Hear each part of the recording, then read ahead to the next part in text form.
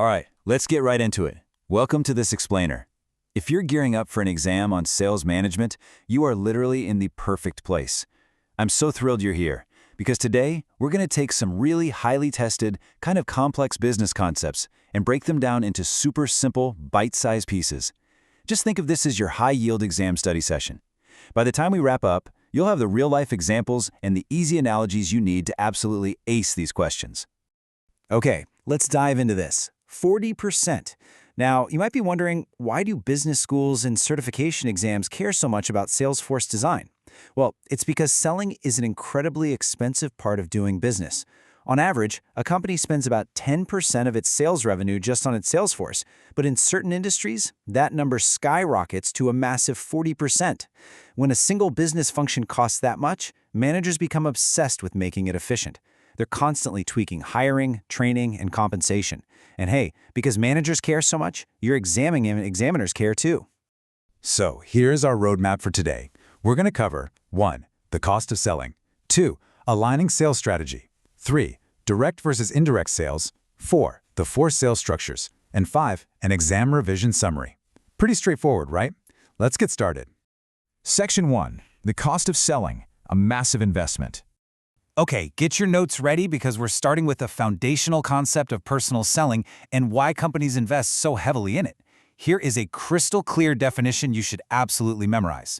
Personal selling is face-to-face contact that gives an organization 2 really distinct advantages. First, the power to focus on high-profile customers, and second, the freedom to directly convey the organization's exact message. Let's look at a real-life example.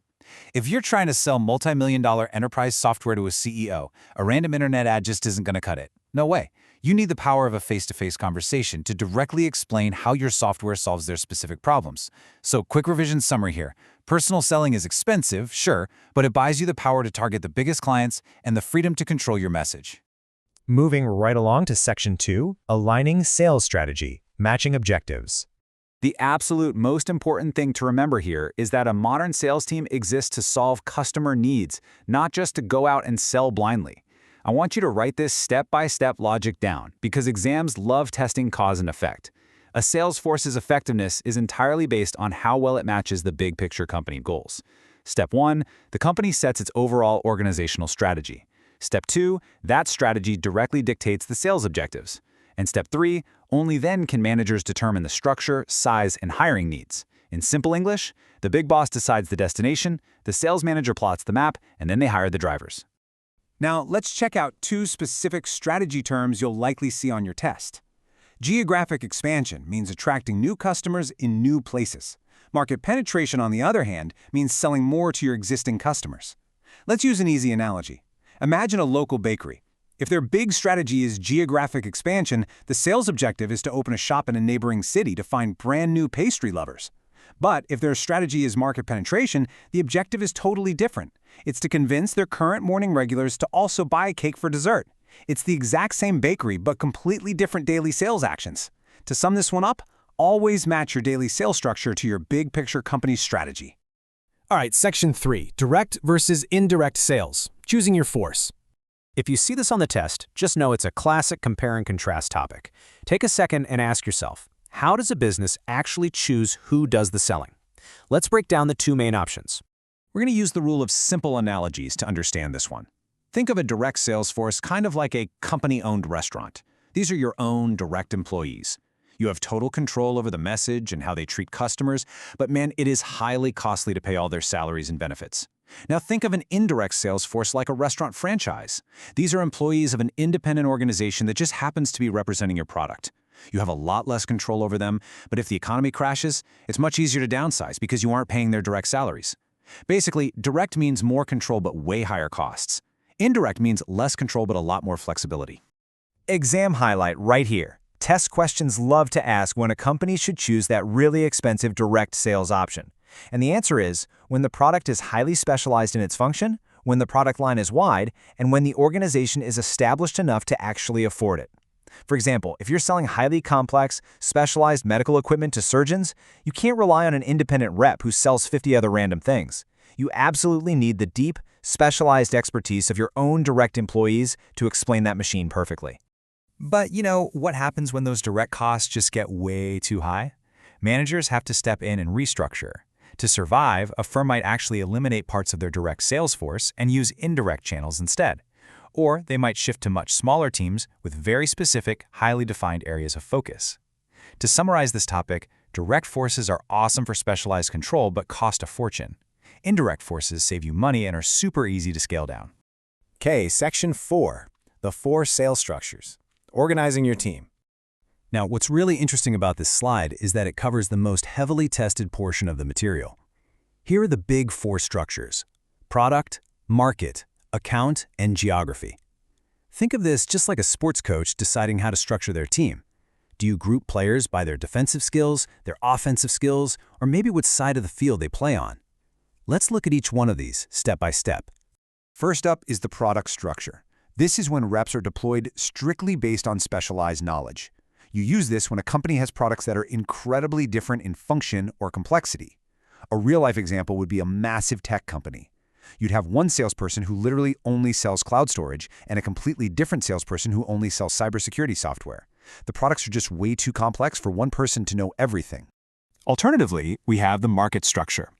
Here, reps are assigned based on their expertise in serving different types of buyers. Imagine a company that makes heavy-duty tractors. They sell the exact same tractor, but one sales team sells only to farmers, while another team sells only to construction companies. The buyers operate in completely different industries, so the salespeople need specialized market expertise to know how to talk to them. Next is the account structure. Basically, think of these as your VIP clients.